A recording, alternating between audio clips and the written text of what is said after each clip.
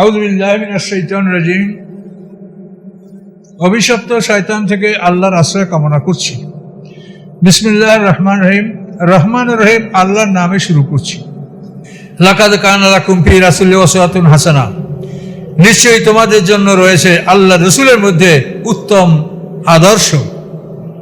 রাসূলের জীবনেটা এই পূর্ণাঙ্গ ইসলাম। এই 30 পারা কোরআনে যা কিছু বলা আছে এই সব কিছু একটা মানুষের কল্যাণের জন্য। আর একটা সুন্দর মানুষ হলেন মুহাম্মদুর রাসূলুল্লাহ সাল্লাল্লাহু আলাইহি ওয়াসাল্লাম। আপনি যদি ওই মানুষটাকে অনুসরণ করতে পারেন তো পুরো কোরআনে যা আছে তা আপনার সবই আয়ত্তে আসবে।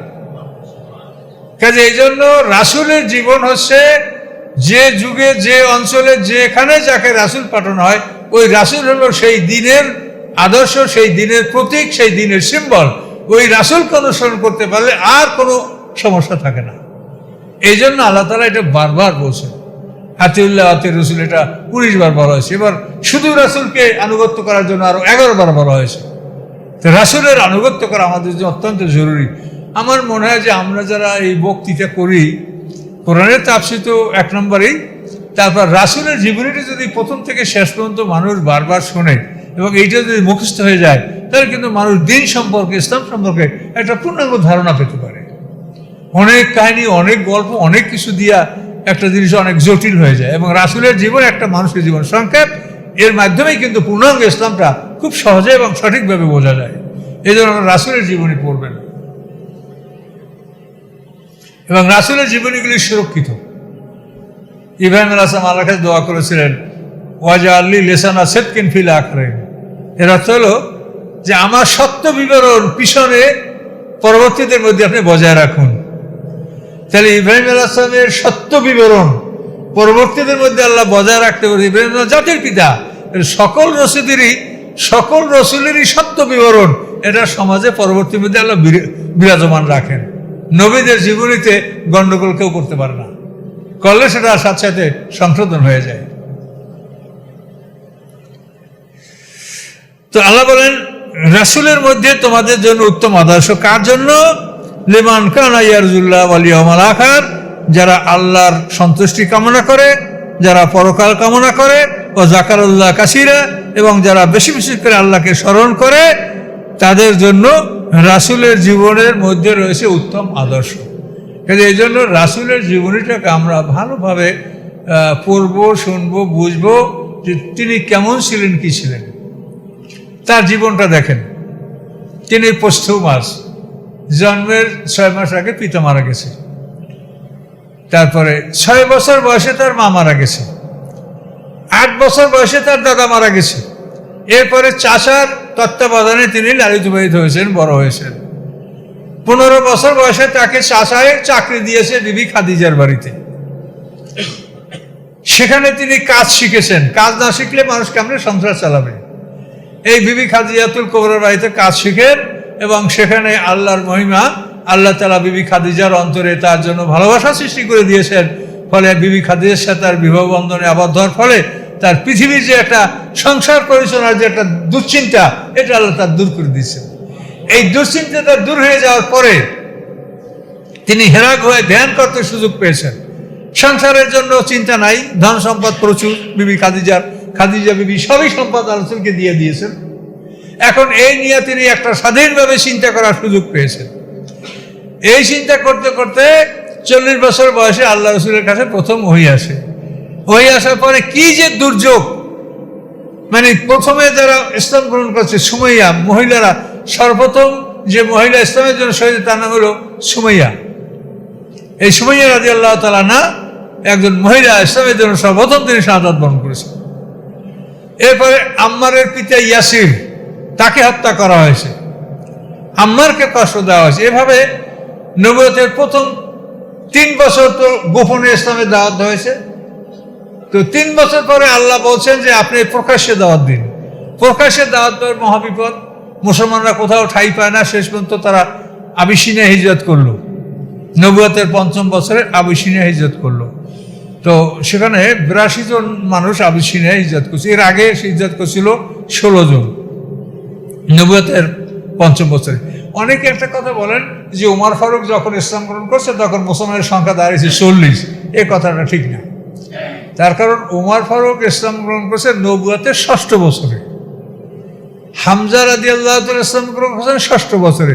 এই হামজা ইসলাম গ্রহণ করার অল্প পরেই উমর ফারুক ইসলাম গ্রহণ, দুজন নবুয়তের 6ষ্ঠ বছরে। আর 5ম বছরে আবিসিনায় মুসলমানরা হিজরত করছে 82 জন, তার আগে 16 জন।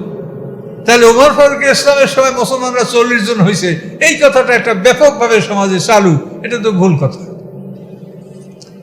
একেবারে বাস্তব বিষয়টা বুঝলেন কিনা, যে আবিসিনিয়ায় যে লোকগুলো হিজরত করছে এ ব্যাপারে কোনো ভুল নাই, এর সবাই এক কথাই বলে, প্রথমবারে 16 জন, তারপর 82 জন।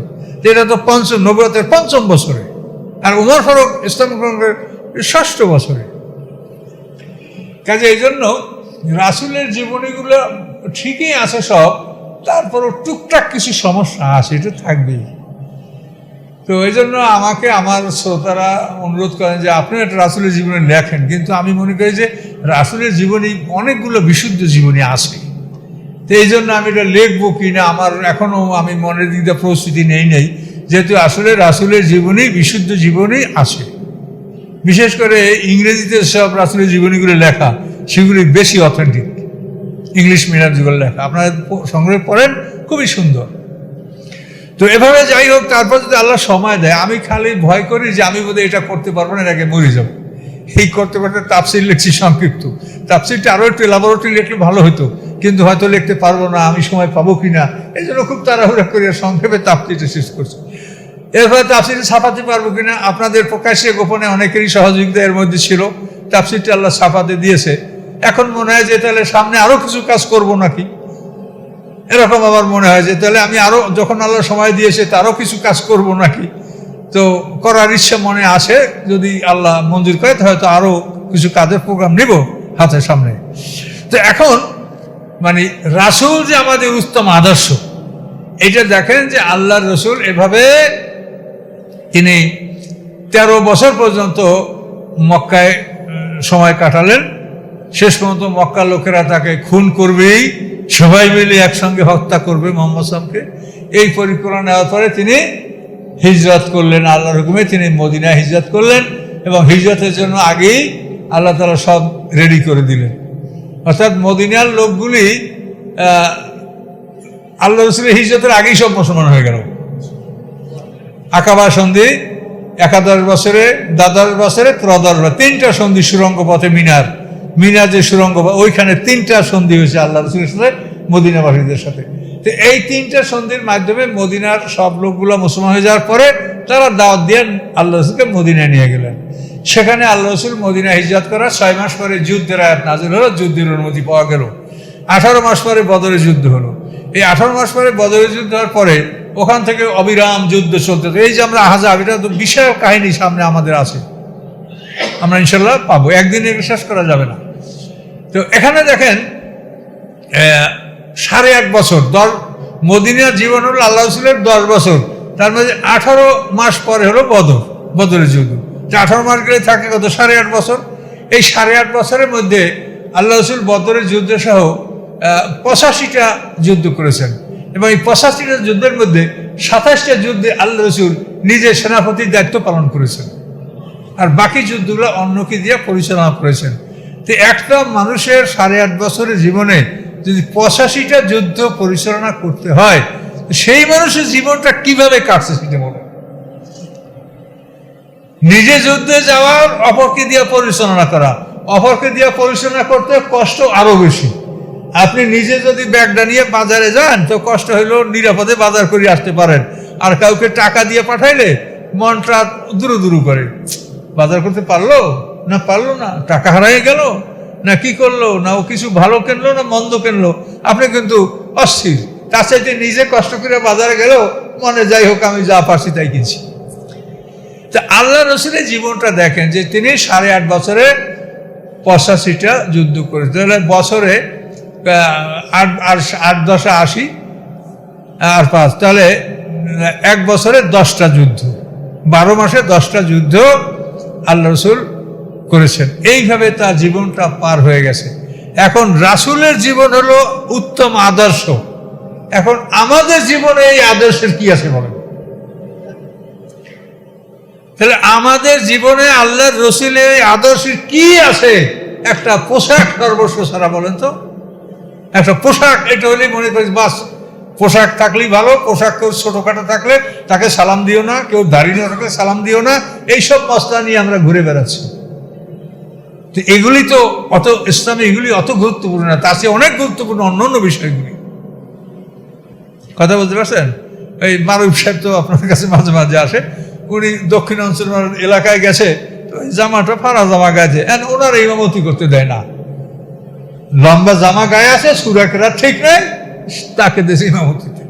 মারুফ সাহেব এসে দুঃখ করে যে আমার এই জামাটা এরকম ছিল, আমাকে ইমামতি করার সুযোগ দেওয়া হলো না। তা আমরা তো এই ইসলাম বুঝেছি যে একটা জুব্বা ঠিক মতো হইলেই তাহলে এটা ভেস্টের সার্টিফিকেট। কাজে এই জন্য এগুলা বুঝতে হবে। এটার মানে এই না যে আপনি জুব্বা পরবেন না, কিন্তু জুব্বা পরার মানেই যদি মনে করেন যে এইটাই চূড়ান্ত ইসলাম হয়ে গেল, একজন আলেমকে, একজন জ্ঞানী মানুষকে সম্মান দিবেন না, এটা কেমন কথা? আল্লাহ মুত্তাকিনদের 5টা বৈশিষ্ট্য বাকারায় বলছে, সেখানে বলছে নাকি যে লম্বা জামা গায়ে দাও? কি বলছে? ইউমিনুনা বিল গায়ব ওয়া ইউকিমুনাস সালাতা ওয়া মিম্মা রাযাকনাহুম ইউনফিকুন। তারপরে 4 নম্বর বলছে সমস্ত আসমানি কিতাব ঈমান আনতে হবে। 5 নম্বর বলছে আখিরাতের উপরে ঈমান আনতে। এই হলো মুত্তাকিন। তাহলে সেখানে কি আপনার এই লেবাস পোশাকের কথা বলা হয়েছে? কাজে এই জন্য যেটা আল্লাহ বলছে সেটা আপনিও গুরুত্ব দেন। তাহলে এখন আমি আপনাদেরকে কিন্তু এই রাসূলের জীবনের কথা শেষ করছি। উসওয়াতুন হাসানা আল্লাহ বলছেন, এইটার উপরে কিন্তু কথাটা বলছি যে রাসূলের জীবনী উসওয়াতুন হাসানা, উত্তম আদর্শ। তাহলে জীবনটা আপনি দেখেন। আমি 5 মিনিট তার জীবনটা আপনার সামনে তুলে ধরলাম যে একটা মানুষ হিজরত করার পরে 18 মাস পরে বদরের যুদ্ধ, তারপরে 8.5 বছরে পোশাক হিজরত যুদ্ধ করেছেন। অন্যায়ের বিরুদ্ধে এই সংগ্রামগুলি তিনি করেছেন, এবং এই সংগ্রাম যতদিন মুসলমানদের মধ্যে অব্যাহত ছিল ততদিন মুসলমানরা পৃথিবীতে শ্রেষ্ঠ জাতি ছিল। এখন পৃথিবীতে শ্রেষ্ঠ জাতি কারা? যারা পৃথিবীতে সবচেয়ে ভালো যুদ্ধ করতে পারে না, ভালো পোশাক পরে তারা সম্মানিত। কারা? যারা পৃথিবীতে ভালো যুদ্ধ করতে পারে তারা সম্মানিত। তাহলে এটা ইসলামেও আপনি দেখেন আর ইসলামের বাইরেও আপনি দেখেন যে একটা জাতি যদি যুদ্ধ করতে না জানে সেই জাতির কোনো মান সম্মান নাই। আমেরিকা সারা পৃথিবীতে যে কোনো জায়গায় কিছু হলেই সে যাই হোক সে তার সৈন্যবাহিনী সেখানে হাজির। এই যে যুদ্ধ করার ক্ষমতা, এই ক্ষমতাটা মুসলমানদের ছিল। পৃথিবীতে মুসলমানদের সমকক্ষ যুদ্ধ করার ক্ষমতা পৃথিবীর কোনো জাতির ছিল না। এটা আপনার ইতিহাস আরম্ভ করে দেখেন যে মুসলমানরা সেই সুদূর চীন পর্যন্ত, তারপরে স্পেন, কর্ডোবা, গ্রেনাডা, তারপরে মিশর থেকে এদিকে মরক্কো পর্যন্ত সারা পৃথিবী মুসলমানরা কোনো একদিন দখল করেছিল। সেই মুসলমানরা আজকে কি অবস্থায় আছে? আর এই মুসলমানদের ধ্বংসের সূচনা হলো রাজতন্ত্র সৃষ্টি করা। আর এখন আমাদের সমাজের এক শ্রেণীর আলেম তারা রাজতন্ত্রের পক্ষে তারা ধুয়া উড়াচ্ছে, রাজতন্ত্র এটার পক্ষে তারা কথা বলছে, সত্য কথাকে তারা গ্রহণ করার চেষ্টা করছে। কাজে এই জন্য কি আর আপনাদেরকে বলবো, যদি আল্লাহর পথে আমরা থাকতে চাই তাহলে আমাদের নিজস্ব পুঁজি লাগবে। নিজস্ব পুঁজি হলো নিজে কোরআনের জ্ঞান আপনার নিজের মধ্যে লাগবে। এই পুঁজি যদি নিজের কাছে না থাকে তা আপনি কাকে বিশ্বাস করবেন? আপনি দেখবেন যে এই হুজুর এত সুন্দর চেহারা, ছবি, নুরানি চেহারা, লম্বা জামা, এই সব কিছু, কিন্তু যদি তার সাথে লেনদেন করেন তখন দেখবেন যে নাউজুবিল্লাহ এমন অবস্থা যা আপনি চিন্তাও করতে পারেন নাই। কাজে এই জন্য আপনার যদি নিজস্ব পুঁজি থাকে, তো এই জন্য আমি যে কথাটা বলতেছিলাম যে আমি এই হয়তো মরে যাব, পারবো না। তো এখন আমার যখন এই কোরআনের তাফসীরটাও লেখা হয়ে গেল, আল-ওয়াদার বই 10 নম্বরটাও লেখা আমার হয়ে গেছে, এখন আমার মনে চায় যে আমি এমন একটা প্রতিষ্ঠান আমি করতে চাই যে প্রতিষ্ঠানের মূল কাজ হবে যে একটা মানুষ যে কোরআন পড়তে পারে না তাকে কোরআন শিক্ষা দেওয়া, পড়াটা শেখানো, এবং এরপরে শব্দার্থ সহ কোরআনের তর্জমাটা শিখিয়ে দেওয়া। আর কোনো সিলেবাস সেখানে থাকবে না। শুধু কোরআন পড়তে জানে না, কোরআনটাকে পড়া শিখাতে হবে এবং কোরআনের শব্দার্থ সহ কোরআনের অর্থটা তাকে শিখিয়ে দেওয়া হবে। এইভাবে যদি পৃথিবীতে কিছু মানুষ সৃষ্টি হয়, যে এই মানুষগুলো একেবারে আগুনে পড়বে না, এই মানুষগুলো একেবারে ডুবে পড়বে না। এগুলো কোরআনের এতটুকু যিনি জানলেও সে বিষয়টা বুঝতে পারবে যে আল্লাহ কি বলেছেন। এইরকম একটা চিন্তা ভাবনা হঠাৎ করে আমার মানে কিছুদিনের মধ্যে এটা আসে। এটার ক্ষেত্রে ওই রকমই ভয় করি যে আমি কিভাবে করব, আমি কি সময় পাবো? তো এই জন্য আল্লাহ ভালো জানেন, আপনাদের কাছে আল্লাহর কাছে আপনারাও দোয়া করেন যদি এরকম একটা কাজটা ভালো, কিন্তু এই জন্য যদি আল্লাহ তাআলা ব্যবস্থাপনা মঞ্জুর করেন তা আল্লাহ যেন এটা আমাকে এই কাজটাও করতে দেন। এটার জন্য আমার হঠাৎ করে মনে এই চিন্তাটা আসে যে আমি একেবারে সংক্ষিপ্ত শুধু কোরআন শেখানো হবে আর কোরআনের অর্থটা শেখানো হবে, আর কিচ্ছু না। অনেক সাবজেক্ট না, অনেক বহু বিধ যে আজকে মাল্টিপল যে প্রোগ্রাম, এরকম আমরা কিছু করব না। শুধু কোরআনটা পড়া শিখবে আর কোরআনের অর্থটা শিখিয়ে দেওয়া হবে শব্দার্থে। খুবই সোজা, কিন্তু এটা আপনারা পড়লে বুঝবেন এটা খুবই সোজা। এটা আমার জীবনে আমি করে দেখেছি। আপনি যদি প্রথম এক পারা শব্দার্থ সহ কোরআন আপনি পড়েন, তখন দ্বিতীয় পারা দেখবেন যে আপনি অর্ধেক শব্দের অর্থ একাই আপনি বুঝে ফেলতেছেন। এভাবে যদি আপনি 3 পারা অর্থ সহ শব্দার্থ শেখেন, তারপর দেখবেন যে আপনি যে কোনো জায়গাতে কোরআন পড়ছেন আপনার 75% আপনি একাই বুঝতে পারছেন। এটা সেটিংটাই এইরকম। তো এই জন্য এই জিনিসটা কিন্তু কঠিন না। এটা আপনারা শুনলে মনে হয় কঠিন, কিন্তু আসলে কিন্তু কঠিন না। এটা যদি আপনি 1, 2, 3 পারা পর্যন্ত শব্দের অর্থগুলো শেখা হয়ে যায়, তাহলে বাকি 27 পারা আপনি যেখান দিয়ে পাবেন সেখানেই আপনি 75% আপনি নিজেই বুঝে ফেলবেন। ফলে জিনিসটা আপনার কাছে সোজা হয়ে যাবে। তা আল্লাহ এই জন্য বলছেন যে আমি কোরআনকে কিন্তু সবচেয়ে সহজ করেছি বোঝার জন্য।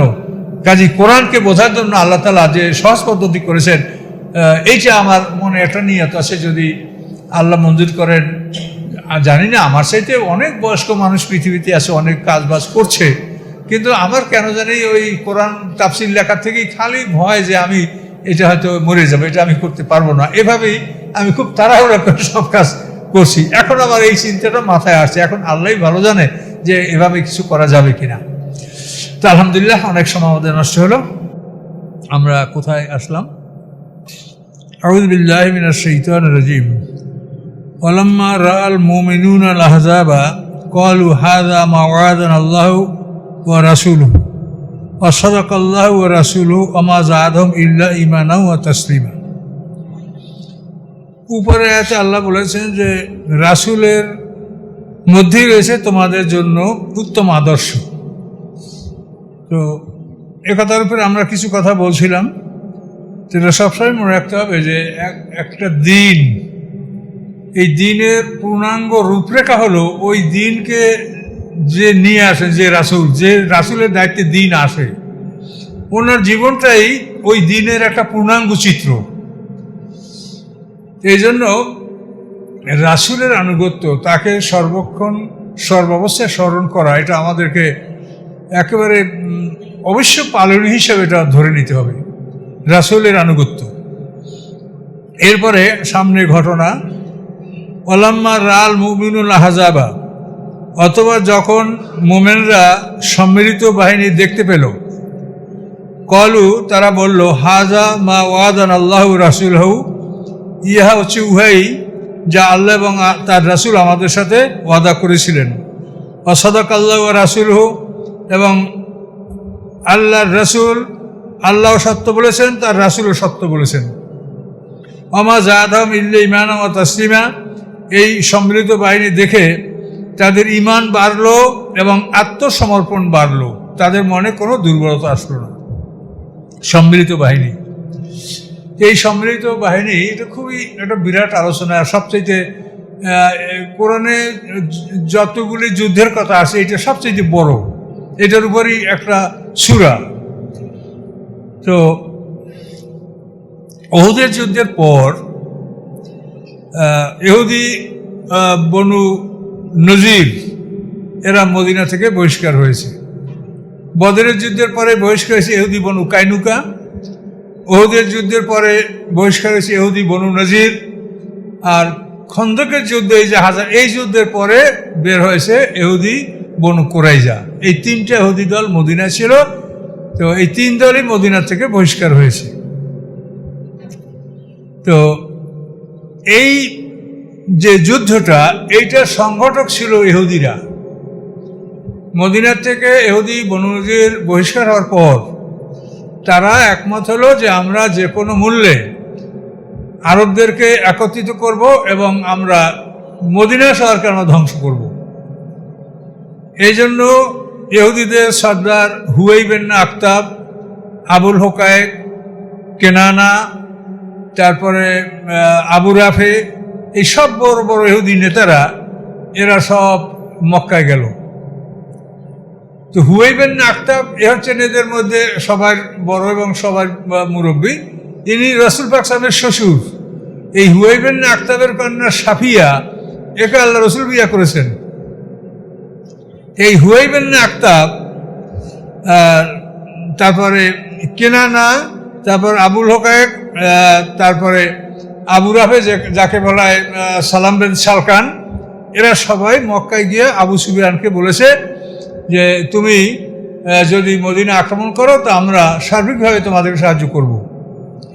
এরপরে আরব অঞ্চলে যে সবচাইতে কঠিন যোদ্ধা যে সম্প্রদায়গুলি, মানে সাকিব, গোতফান, তো এই গোতফানদেরকে ওরা উত্তেজিত করলো। এরা একটু পূর্বাঞ্চলে তাইফ অঞ্চলে এইসব জাতির বসবাস ছিল।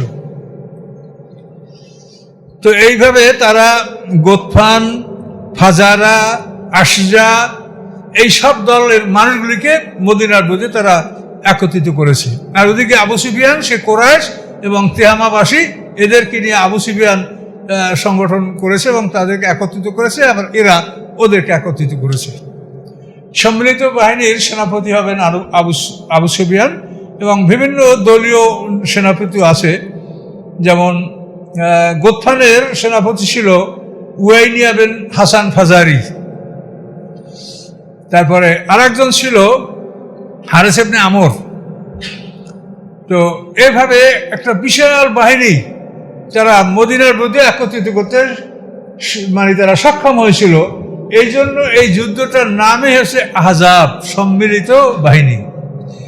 এরপরে সবচাইতে মারাত্মক ঘটনা যেটা তারা ঘটালো, যে মদিনা শহরের ভিতরেই ইহুদি বনু কুরাইজা এই সম্প্রদায়টা তখন বসবাস করছিল, এবং এই সম্প্রদায়ের যে নেতা তার নাম হচ্ছে কাব বিন আসাদ। তো এই লোকটা আল্লাহ রসুলের সাথে ভালো সম্পর্ক রেখেই মদিনা শহরে তারা বসবাস করছিল, ইহুদি বনু কুরাইজা। এদের এখানে এই হুয়াইব ইবনে আখতাব মক্কা সব মুশরিকদেরকে একত্রিত করার পর এইখানেও ঢুকলো। মদিনার ভিতরে ইহুদি বনু কুরাইজা, তাদের নেতা কাব বিন আসাদ এর বাড়িতে ঢুকলো। মানে বাড়ির গেটে আঙ্গিনায় যাওয়ার পরেই কাব বিন আসাদ ঘরের দরজা বন্ধ করে দিয়েছে, যে ওকে ঢুকতে দিল, জানে যে ও কেন আসতেছে। এখন ও বাইরে বাইরে চিৎকার করে যায়, তুই মেহমানদারি করবি না। আরব দেশে মেহমানদারি হলো একটা বড় ব্যাপার, এটা না করলে তাদের মান সম্মান কিছু থাকে না। তো কাব বিন আসাদ বলে যে তুমি কি নিয়ে আসো আমি জানি, তুমি আল্লাহ রসুলের সাথে আমার সন্ধি ভঙ্গ করবো, এই জন্য তুমি আসো। এরা মদিনার সনদ স্বাক্ষরিত যারা স্বাক্ষর করছে তাদের অন্তর্ভুক্ত কাব বিন আসাদ। এখনো দরজা খোলে না। তখন হুয়াইব ইবনে আখতাব বলে যে আমি কি নিয়ে আসি তুমি আমার কথাটা আগে শোনো। সমস্ত আরবের সমস্ত বাহিনী একত্রিত করে নিয়ে আসি, তাদের মদিনা দখল করতে আমাকে 2 ঘন্টার বেশি সময় লাগবে না। সমস্ত বাহিনী আমরা একত্রিত করে চলে আসি। কিন্তু কাব বিন আসাদ বলে যে না, তুমি ওই এমন মেঘের গর্জন তোমার যার মধ্যে আসলে বৃষ্টি নাই, তুমি এমন পেলা নিয়ে আসো যার মধ্যে আসলে পানি নেই, তোমাকে বিশ্বাস করি না। মুহাম্মদ সাল্লাল্লাহু আলাইহি ওয়াসাল্লাম সে একজন ন্যায়পরায়ণ মানুষ, সে যথাযথভাবে ওয়াদা পালন করে, কাজে তার সাথে আমি এটা করব না। শেষ পর্যন্ত কোনোভাবেই শুনছে না। তারপর ও বলে যে তুমি দরজা খোলো না, মানে তোমার রুটিতে আমি শরীক হবো এই জন্য, এই ভয়তে। এইটা হলো আরবের সবথেকে জঘন্য কথা। সেরকম দরজা করলো। তারপর বলে যাক, যদি এমনটাই হয় যে আরবরা সম্মিলিত বাহিনী মদিনা দখল করতে পারে না, তাহলে আমি তোদের দুর্গে থাকবো, যা তোদের হবে আমারও তাই হবে, আমি তোদের এখান থেকে যাব না। এইভাবে যখন কঠিনভাবে হুয়াইব ইবনে আখতাব ওদেরকে বলল, তখন ইহুদি বনু কুরাইজাও আল্লাহ রসুলের সাথে যে মদিনা সনদ ছিল, সনদের একটা কপি ছিল, সেটা ছিঁড়া ফেলাই দিল এবং আল্লাহ রসুলের বিরুদ্ধে তারা যুদ্ধ করবে এটা তারাও ঘোষণা করলো। তাহলে এখন ওরা তো বাইরের থেকে আসতেছে, আর ভিতরে যে একটা শক্তি ছিল ইহুদি বনু কুরাইজা, এরাও ওই মুশরিকদের সাথে যোগদান করলো। তো এই ঘটনা শোনার পরে আল্লাহ রসুল বিশিষ্ট কয়েকজন সাহাবী পাঠাইছিলেন, সাদ ইবনে মুআয, সাদ ইবনে উবাদা, তো উসাইদ ইবনে হুযায়র, এভাবে কয়েকজন সাহাবী ওখানে পাঠালেন এবং আল্লাহ রসুল বললেন যে তারা যদি বিশ্বাস ভঙ্গ করেই থাকে তো বিষয়টা তোমরা প্রকাশ্যে এটা বলবে না, আমাকে ইশারা ইঙ্গিতে বলবে। তো ওরা সেখানে গেল, যাইয়া দেখলো যে বিষয়টা একেবারে সত্য, 100% সত্য। এরা মদিনা সনদ ছিঁড়ে ফেলেছে, সন্ধি ভঙ্গ করেছে, এরা মুশরিকদের সাথে যোগদান করেছে। তখন এরা আয়েশা আল্লাহ রসুলের কাছে বললেন, আদলু আল কারা। আদলু আল কারা এটা মারাত্মক অর্থ। আদলু আল কারা হলো যে উহুদের যুদ্ধের পরে মদিনার থেকে যে মুসলমানদেরকে ভুল বুঝে নিয়ে 2 পর্বে মুসলমানদেরকে হত্যা করছিল। একটা হলো বীরে মাউনের ঘটনা, সেখানে 70 জন মুসলমানকে হত্যা করা হয়েছিল। আর আদলু আল কারা, এখানে 10 জন মুসলমানকে মানে মিথ্যা বলে ভুল বুঝিয়ে নিয়ে তাদেরকে হত্যা করা হয়েছিল। আদলু আল কারা মানে বিশ্বাসঘাতকতা। তো সাহাবীরা এসে আল্লাহ রসুলের সামনে বললেন আদলু আল কারা মানে বিশ্বাসঘাতকতা। তখন আল্লাহ রসুলের কাছে বিষয়টা এতই মারাত্মক লাগলো, তিনি শুয়ে পড়লেন। যে এতই মারাত্মক খবর যে ওরা সব মুশরিকরা একমত হয়ে গেছে, আর এদিকে ভিতরে ছিল ইহুদি বনু কুরাইজা, তারাও মুসলমানদের বিরুদ্ধে কাফেরদের সাথে একমত হয়ে গেছে। এই ভয়ঙ্কর যুদ্ধ। এখন এখানে মোমেনদের কথা আল্লাহ বলেন, মোমেনরা যখন এই সম্মিলিত বাহিনী দেখতে পেল, ওরা 2 ভাগে মানে উয়াইন ইবনে হাসান ফাজারি আর হারস ইবনে আমর, এরা উঁচু অঞ্চল থেকে আসছে, অর্থাৎ উহুদ পাহাড়ের পূর্ব অঞ্চল থেকে, যেটা উঁচু অঞ্চল, আর আবু সুফিয়ান পশ্চিমাঞ্চল যেটাকে বলা হয় মাজমাল আশিয়াল, এই অঞ্চল থেকে আবু সুফিয়ান আসছে। কিন্তু তারা একেবারেই মদিনার কাছে আসে না, সবাই অন্তত 5-6 মাইল দূরে দূরে তারা উহুদের প্রান্তরে তার অবস্থানটা নিয়েছে। তো এইভাবে যখন তারা অবস্থান নিয়েছে, তখন মোমেনদের কথা আল্লাহ বললেন যে মোমেনরা তাদেরকে দেখে বলল যে আল্লাহ এবং তার রসুল যা বলেছেন সত্য, কাজেই তাদের ঈমান এবং আত্মসমর্পণ বাড়লো, তারা মনোবল হারালো না। মিনাল মুমিনিনা রিজালুন সাদাকু মা আহাদুল্লাহ আলাইহি। মুমিনদের মধ্যে এমন কিছু পুরুষরা ছিল, ব্যক্তিরা ছিল, তারা আল্লাহর সাথে যে ওয়াদা করেছে সেই ওয়াদা তারা সঠিকভাবে পালন করেছে। কিভাবে পালন করেছে? ফামিনহুম মান কাজা নাহবাহু, তাদের মধ্যে কতক তারা প্রাণ বিসর্জন দিয়েছে, শাহাদাত বরণ করেছে। আমিনহুম মাইয়ান তাদের, এবং তাদের মধ্যে কতক জীবন উৎসর্গ করার জন্য অপেক্ষা করছে। এরা আল্লাহ এবং রাসূলের সাথে ওয়াদা প্রতিশ্রুতি সঠিকভাবে পালন করেছে। এবং বিশেষ করে এই প্রতিশ্রুতি হলো, বদরের যুদ্ধে যারা অংশগ্রহণ করতে পারে নাই যে সমস্ত মুসলমানরা, তারা বলছে যে পরবর্তীতে যুদ্ধে যখন আমরা যাব তখন আমরা এর ক্ষতিপূরণ আদায় করে দিব, মারাত্মক যুদ্ধ আমরা করব। সেই কথাটা বলছেন যে তারা যে প্রতিশ্রুতি দিয়েছিল, কতকে প্রতিশ্রুতি পালন করেছে, অর্থাৎ সে শাহাদাত বরণ করেছে, আর কতক অপেক্ষা করছে। আমা বাদদালু তাবদিলা, তারা তাদের প্রতিশ্রুতি পরিবর্তন করে নাই, তারা যা বলছে সে কথা তারা ঠিক রেখেছে। এর তাফসিরে অনেক কথা আছে। আনাস ইবনে নজর একজন সাহাবী, উনি উহুদের মাঠে শাহাদাত বরণ করেছিলেন। এই আনাস ইবনে নজর, উনি শত্রুদের ভিড়ের মধ্যে যখন আল্লাহ রসুলকে কাফেররা ঘিরে ফেলেছিল, তখন উনি এমনভাবে শত্রুদের ভিতরে ঢুকে যুদ্ধ করেছেন যে ওনার লাশ শনাক্ত করা যাচ্ছিল না যে লাশটা কে বা কার। তখন ওনার এক বোন ওনাকে শনাক্ত করছে যে আমার ভাই। তো তাফসিরে বলা আছে যে ওনার শরীরে 80টারও বেশি আঘাত ছিল। আনাস ইবনে নজর, এই আনাস ইবনে মালিকের চাচা এই সাহাবী। তো এইভাবে মারাত্মকভাবে যারা আত্মত্যাগ করেছেন, জীবন বিসর্জন দিয়েছেন, তাদের কথা এখানে আল্লাহ বলছেন যে তারা কথা পাল্টায় নাই, কথা পরিবর্তন করে নাই, তারা ওয়াদা প্রচুর ঠিক রেখেছে। লিয়াজিয়াল্লাহু সাদিকিনা বিসিদকিহিম,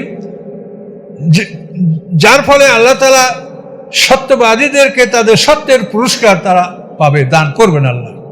এরা সত্যবাদী, যা বলেছে মুখে সেই কথা তারা পালন করেছে। ওই আযযাবাল মুনাফিকিন ইনশা, আর মুনাফিক যারা, তাদেরকে ইচ্ছা করলে আল্লাহ শাস্তি দিবেন। মুনাফিক যারা, তারা তো ভয়ভীতি দেখলেই পালায়, সেখানে আর তারা অবস্থান করে না। ইনশা আল্লাহ ইচ্ছা করলে মুনাফিকদেরকে শাস্তি দিতে পারেন।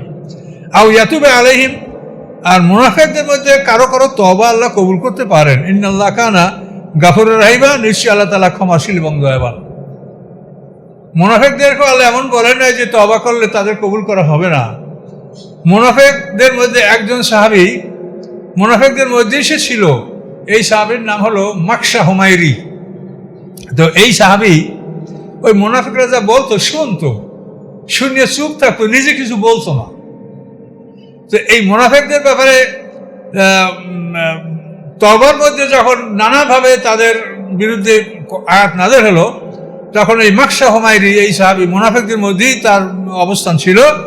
সে বেরিয়ে আসলো, এসে ঈমান আনলো, তওবা করলো, আল্লাহর কাছে তওবা করে ঈমান আনলো, আল্লাহ রাসূলের কাছে উপস্থিত হলো, হাজিরা দিল এবং সে আল্লাহর কাছে এই কথা বলল যে আল্লাহ, আপনি আমাকে এমন মৃত্যু দেন কেউ যেন বলে না যে আমি তাকে গোসল করিয়েছি, কেউ যেন বলে না আমি তাকে কাফন পরিয়েছি, কেউ যেন বলে না আমি তাকে কবর দিয়েছি। আমাকে এইভাবে আপনি শাহাদাত দান করেন।